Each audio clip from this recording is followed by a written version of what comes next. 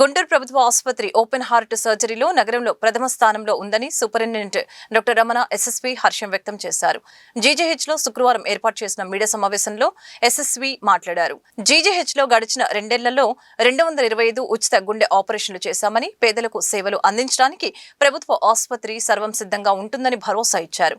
గత ఏడాది కాలంలో ఎన్టీఆర్ వైద్య సేవ ద్వారా 125 గుండె ఆపరేషన్లు చేశామని అన్నారు.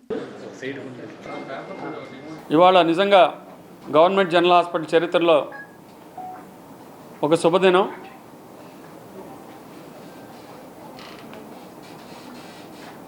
ఒక సువర్ణాధ్యాయం కూడా ఈ కార్డియక్ ఆపరేషన్స్లో మొదలైందని కూడా చెప్పుకోవచ్చు. ఇవాళ రోజున ఇవాళ ఈ మీడియా సమావేశం ఏర్పాటు చేయడానికి ముఖ్య కారణము మన సిటీయూఎస్ డిపార్ట్మెంట్ వాళ్ళు గత ఒక సంవత్సరం కాలంలో అత్యద్భుతంగా అత్యాధునిక పరికరాలు ఉపయోగించి ఎన్టీఆర్ వైద్య సేవలో 125 ఓపెన్ హార్ట్ సర్జరీస్ చేశారు. వాటిలో సింహభాగం బైపాస్ సర్జరీలు. ఇవాళ మనం ముందు ఒక ముగ్గురు పేషెంట్స్ ఇక్కడ కూర్చోబెట్టాం కూడా. వాళ్ళు చక్కగా ఉన్నారు. ఇది ఒక గవర్నమెంట్ జనరల్ హాస్పిటల్ సెటప్లో ఇంత మంచిగా ₹1 ఖర్చు లేకుండా అన్ని సౌకర్యాలతో,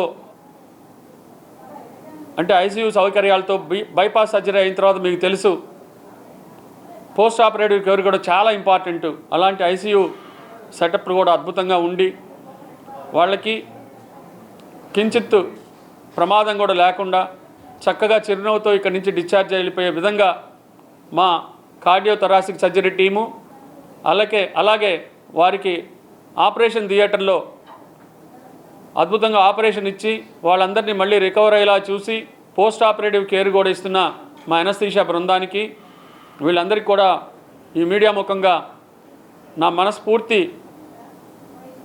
హృదయపూర్వక ధన్యవాదాలు తెలియజేస్తున్నాను.